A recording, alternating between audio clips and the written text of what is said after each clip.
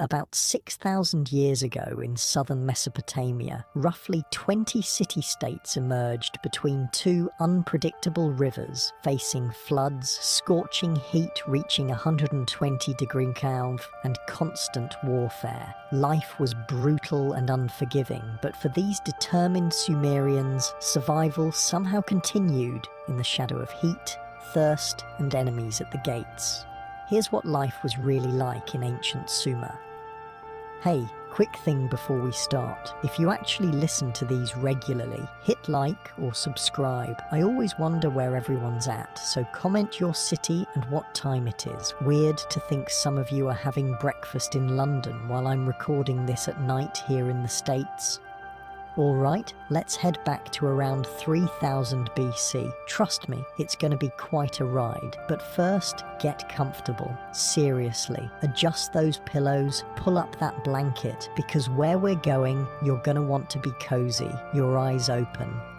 It's still dark. Mostly. There's a thin line of grey light seeping through the gaps in the reed walls. Dawn's coming, not that you need to see it to know. The heat's already building. Even at this hour, the air feels thick, heavy, like breathing through wet cloth. You're lying on a mat woven from reeds. Just reeds. That's it. No mattress, no padding, just dried plants arranged in a grid pattern that's left their imprint on your back. Every ridge, every knot, you can trace the pattern with your fingers without looking. You've been feeling it pressed into your skin for hours.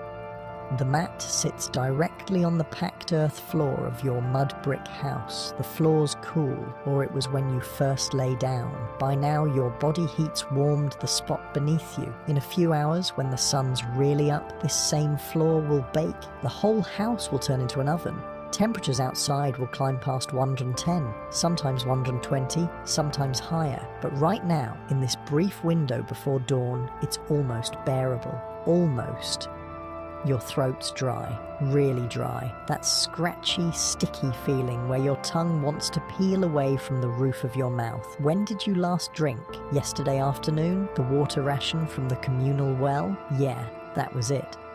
Water's complicated in Sumer. You're surrounded by it. The Tigris and Euphrates rivers are right there, but you can't just drink from them. Not directly. The water needs to be carried, stored, sometimes boiled. The priests say the gods live in the water. The reality is simpler and grosser. Animals drink from those rivers. People wash in them. Bodies sometimes float downstream from the cities upriver. So you ration, you wait. You drink when the water's been properly collected and settled. Your stomach's doing that thing where it's not quite empty, but definitely not full either. Call it a 3 out of 10 on the hunger scale. Manageable, normal even. Yesterday you had barley porridge for breakfast. Basically barley grains boiled in water until they turned into mush.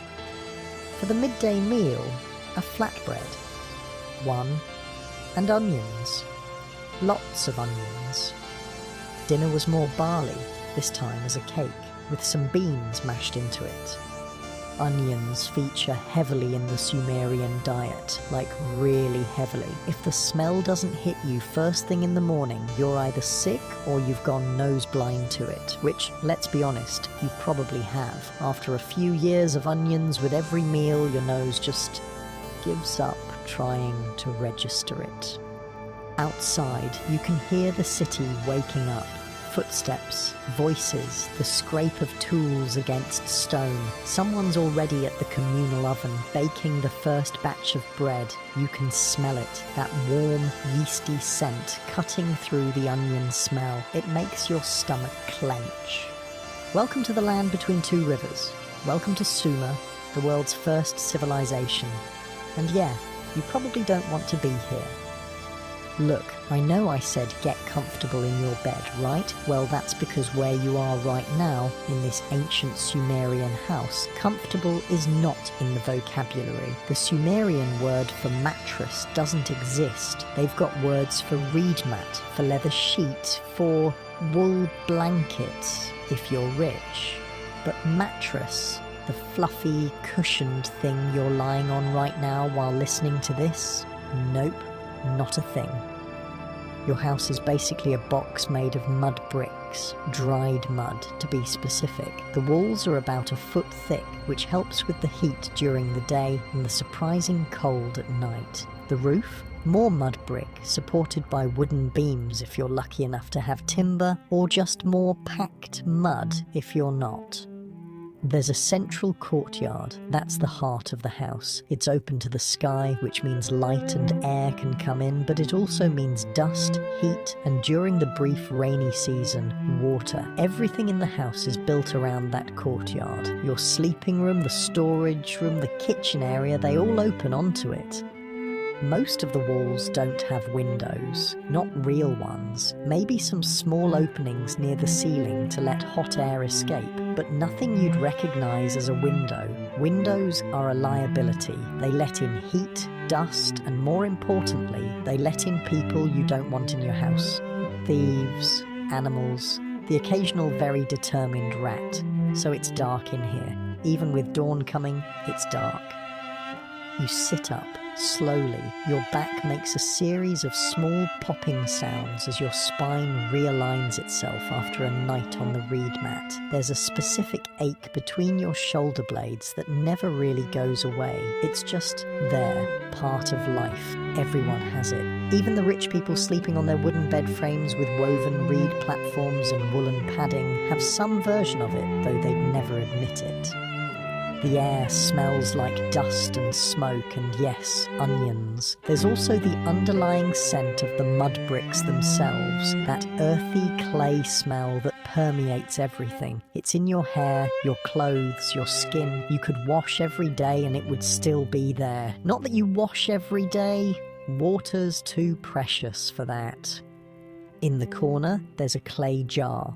Water, your emergency supply. You're supposed to use it sparingly, but right now, with your throat feeling like sun-baked clay itself, sparingly seems negotiable. You reach for it. The clay is cool against your palms. You lift it, tilt it, and let a small amount of water pour into your mouth. Not enough to satisfy, just enough to coat your throat, to give your mouth something to work with. The water tastes like the jar, like minerals and clay and faintly metallic. Better than nothing, way better than nothing.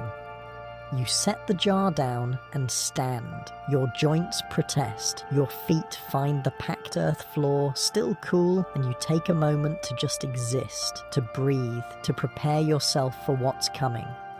Because here's the thing about being a Sumerian in 3000 BC. Every single day is about survival. Not dramatic, movie-style survival with dinosaurs and explosions, just the grinding, relentless work of staying alive, finding water, finding food, avoiding disease, avoiding injury, avoiding the wrath of gods who seem perpetually angry about something. And today, like every day, starts with work. The sun's not even up yet, and you've got to get moving, because in Sumer, if you're not working, you're not eating. And if you're not eating, well, let's not think about that. You pull on your clothes. If you're a man, it's a knee-length skirt made from wool or linen.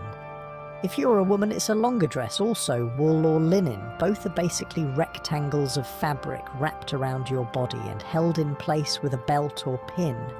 No zippers, no buttons, just cloth and determination. The fabric's scratchy, rough. It's been washed in the river and beaten against rocks and dried in the sun so many times that it's more texture than textile, but it's what you have. It keeps the sun off your skin during the day and provides a thin layer of warmth during the surprisingly cold nights. You step out into the courtyard.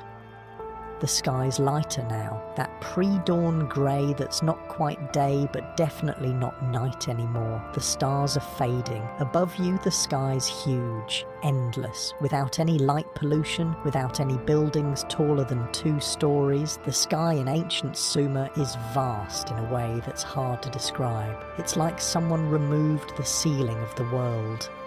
Other people are emerging from their sleeping rooms. Your family, if you have one. Maybe your parents, your siblings, your spouse, your kids. Sumerian households are multi-generational. Everyone lives together. Everyone works together. Privacy is a concept that won't be invented for another few thousand years.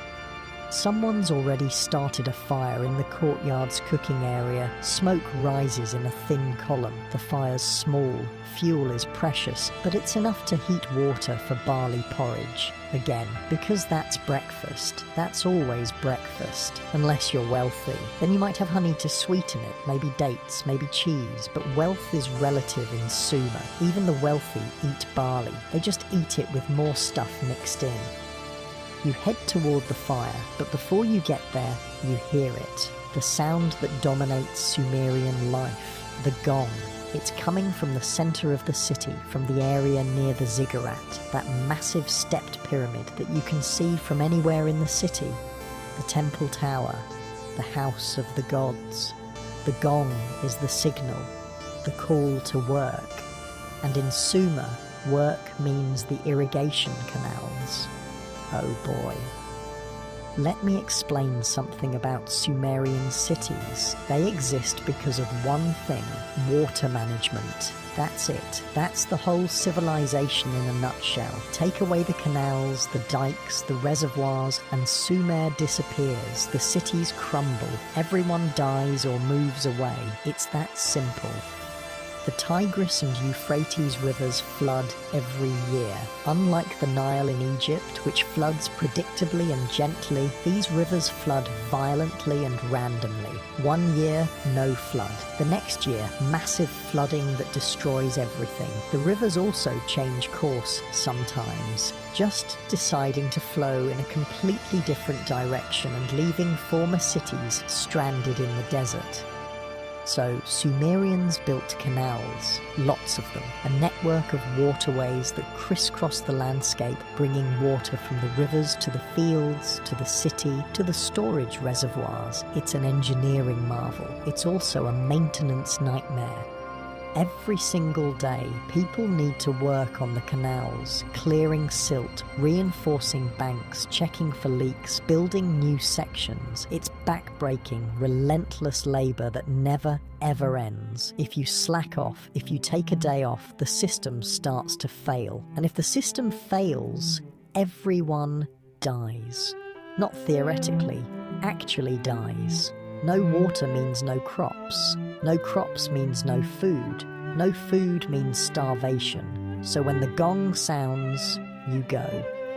You grab a tool, maybe a wooden shovel, maybe a basket for carrying dirt, maybe a hoe for breaking up dried mud, and you head toward the city gates. Other people are doing the same. Hundreds of people, maybe thousands, depending on the size of your city.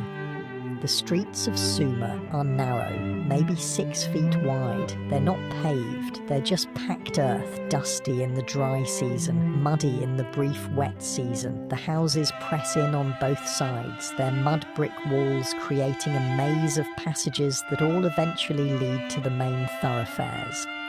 You pass a shrine. There's one on almost every corner, just a small alcove in a wall with a clay figurine of a god or goddess. Someone's already left an offering there, a piece of bread, a small cup of beer. The gods are always hungry, always thirsty. They need to be fed constantly or they get angry. And when gods get angry, bad things happen. Disease, floods, drought, war, all of it is because the gods are displeased. So you make offerings, you pray, you perform rituals, you do everything the priests tell you to do.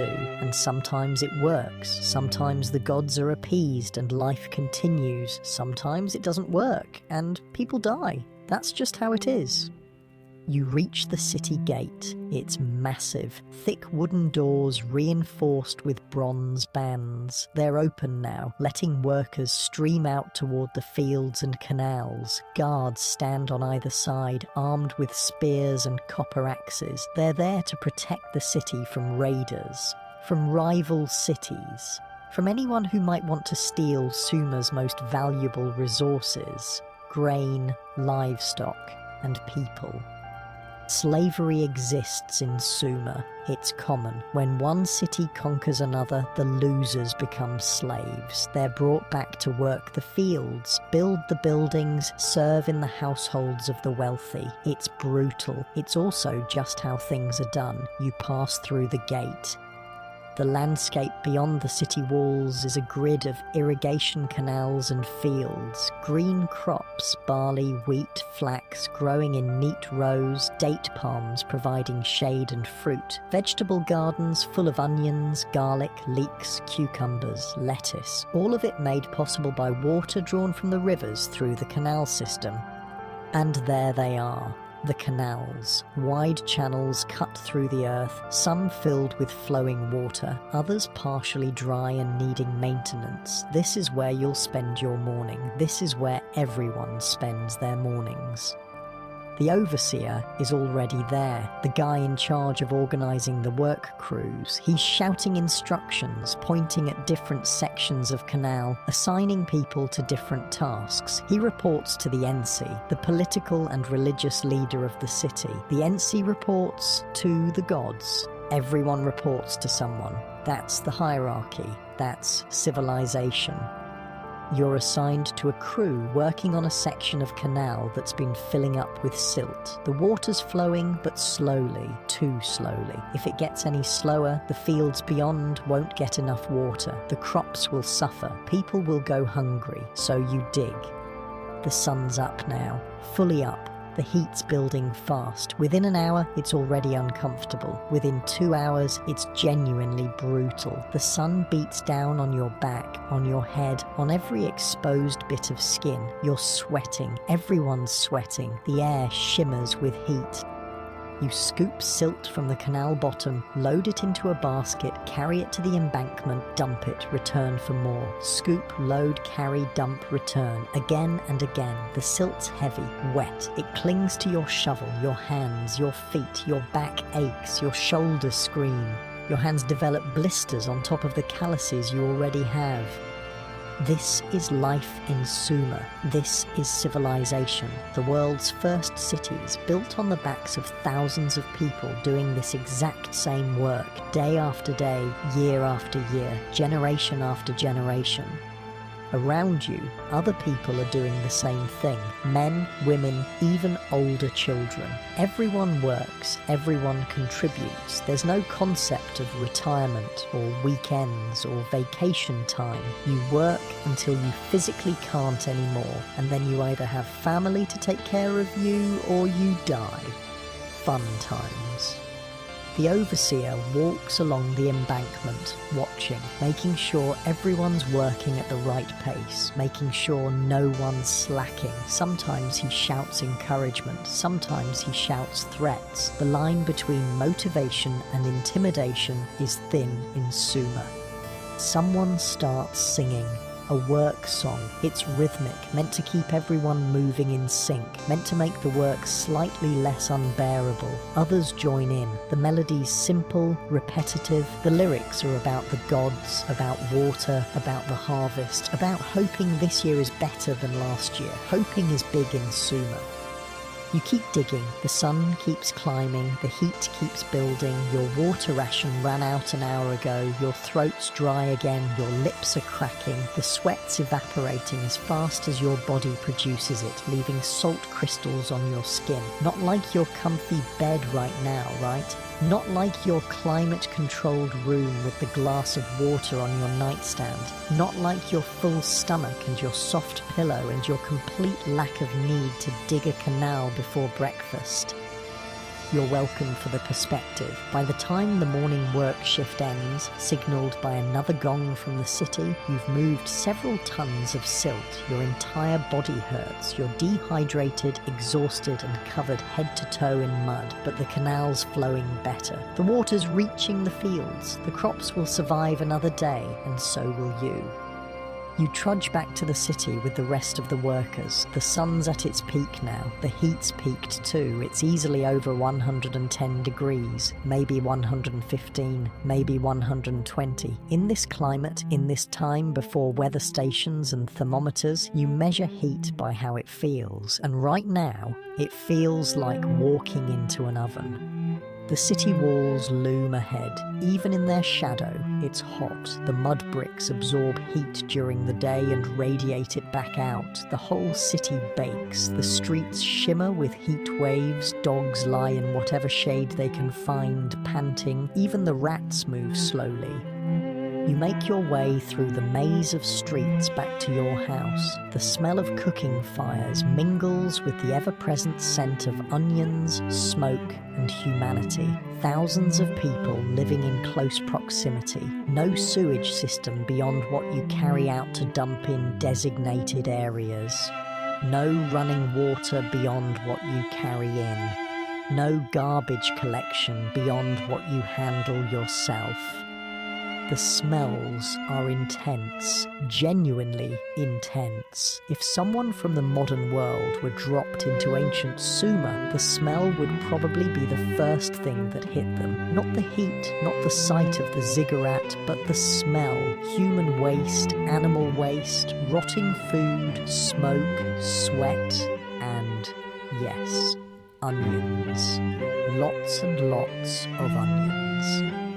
You reach your house. The courtyard feels like an oven. The air's thick and still. You head to the storage area where the communal water jug is kept. There's a ladle. You're allowed one ladle of water. You take it. It's warm from sitting in the heat, but it's wet. That's all that matters. The water hits your stomach and your body just absorbs it. Gone in seconds. You want more. You're allowed more. You take another ladle. This time you force yourself to drink it slowly, to let it actually satisfy your thirst rather than just disappearing into the void of dehydration. Someone's preparing the midday meal. More barley, this time as flatbread. The dough's been mixed with water and salt, maybe a bit of fat if there's any available, and then slapped onto the side of the hot clay oven to bake. It comes out crispy and slightly charred. You eat it with onions, obviously. There's also beer.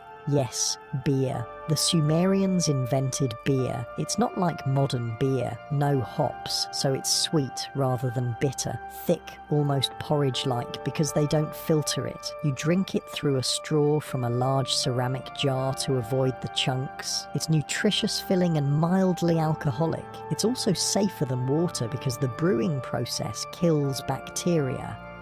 So yeah, beer for lunch, beer for dinner. Beer most of the time. The goddess Ninkasi, whose name literally means lady who fills the mouth, is one of the more popular deities. She's the goddess of beer and brewing. People pray to her regularly, make offerings to her. Beer is serious business in Sumer. You sit in the shade of the courtyard, eat your bread, drink your beer through a reed straw, and try to cool down. It's not really working. The shade helps a bit, but the air's still oven hot. Your clothes are soaked with sweat, your skin's sticky with salt and dust. This is the midday rest period. Work in the canals has stopped because it's simply too hot. The wealthy retreat to the inner rooms of their larger houses. The priests perform their rituals inside the cool stone of the ziggurat. Everyone else just tries to survive the heat. Some people sleep. Others do light work, repairing tools, weaving baskets, mending clothes. Children play quiet games in the shade. Life slows down, waiting for the worst of the heat to pass. You lean back against the mud brick wall of your house, the bricks hot against your back, but somehow being still, being in shade, being fed and hydrated, relatively speaking, makes it bearable. Your eyes close, the sounds of the city fade into background noise. For a moment, just a moment, you're not thinking about survival, about canals, about gods, about tomorrow's work. You're just existing, and honestly, in ancient Sumer, that's about as good as it gets. The rest period ends when the heat drops from hell on earth to merely oppressive. You get up, time for afternoon work, different from the morning canal labour, but work nonetheless, because again, if you're not working, you're not eating. That's just math. Today, you're assigned to the temple complex. Yeah, the ziggurat. That massive stepped pyramid dominating the city skyline. You can see it from literally anywhere. It's designed that way. The whole point is to be impossible to miss. Let me paint you a picture of what this thing looks like. Imagine a wedding cake. Now make it huge, like football field huge at the base. Stack smaller and smaller platforms on top of each other, maybe 5 or 6 levels total. Cover the whole thing in mud brick. Paint some levels white, some black, some red. Put a temple at the very top, painted blue to look like the sky. Add stairs running up the sides. Now place it in the dead centre of the city so everyone has to look at it every single day. That's a ziggurat. The one in your city rises about 150 feet into the air. The base covers maybe 3 acres. It took decades to build, thousands of workers, millions of mud bricks. It's basically a mountain that humans decided to just make, because the gods lived on mountains far away. And if you can't go to the mountain, you build your own mountain and hope the gods appreciate the effort. Spoiler alert, the gods always need more convincing. You approach the base of the ziggurat. There's a huge courtyard surrounding it, easily the size of 10 modern city blocks. This is where city life happens. Markets, gatherings, public announcements, religious festivals, executions, normal civic stuff. Right now, the courtyard's busy. There's an artist painting a mural on one of the temple's outer walls. A kid races past, probably late for school. Yes, school. The Sumerians invented formal education. Lucky them. A woman's milking a goat near one of the smaller shrines. Someone's weaving a basket from reeds. Life continues in the shadow of the god's house. But here's where it gets interesting. The ziggurat isn't just a religious building, it's the centre of everything. Economics, politics, law, healthcare, education. The priests who run the temple complex basically run the entire city. They control the grain stores, they organise the irrigation work, they settle disputes, they diagnose illnesses, they keep records of everything, and I mean everything. The Sumerians are obsessed with writing stuff down. They invented writing specifically to keep track of temple accounts. Who donated what grain? Who owes temple taxes? Who got how much beer ration? It's all recorded on clay tablets in cuneiform script. Thousands and thousands of tablets. Some of these ancient accountants were tracking every single sheep, every bag of barley, every jar of oil. It's basically ancient middle management, but with more gods and fewer staplers. The priests are everywhere in the courtyard. You can spot them by their clothes, fancier than yours. Cleaner, definitely cleaner, made from better fabric. They wear these distinctive fringed garments, kind of like shawls. Some have their heads shaved, some have elaborate hairstyles. All of them have this air of authority, because they speak for the gods. And the gods? They're not exactly chill. Okay, let's talk about the Sumerian pantheon. Strap in, because this is wild. The Sumerians have over 3,000 gods and goddesses. 3,000. There are gods for everything. God of the sky, god of water, god of air, goddess of love, goddess of war. Sometimes these are the same goddess because apparently love and war go together. God of beer, goddess of grain, god of that specific canal over there, goddess of this particular tree. It's excessive. The big ones, the major league gods, are An, Enlil, Enki, and Inanna. An is the sky god. Top of the hierarchy, though he doesn't do much these days. Think of him as the retired CEO who still has his name on the building. Enlil is the real power, god of air and storms. He's based in Nippur, which is like the religious capital of Sumer. When Enlil gets angry, bad things happen. Floods, droughts, locusts, your crops dying, your city getting destroyed, fungi at parties. Enki is the water god. He's actually pretty cool, relatively speaking. God of wisdom and magic. He's the one who warned that one guy about the Great Flood and told him to build a boat. Sound familiar? Yeah, that story predates the Noah version by about 1,000 years. The Sumerians did it first. Inanna is the goddess of love, sex, fertility, and war, because nothing says romance like a good battle. She's based in Uruk and is basically the most dramatic deity in the pantheon. The myths about her are wild. She goes to the underworld, gets killed, comes back to life, sends her husband to hell as a substitute. It's a whole thing. Then there are the lesser gods, hundreds of them. Each city has its own patron.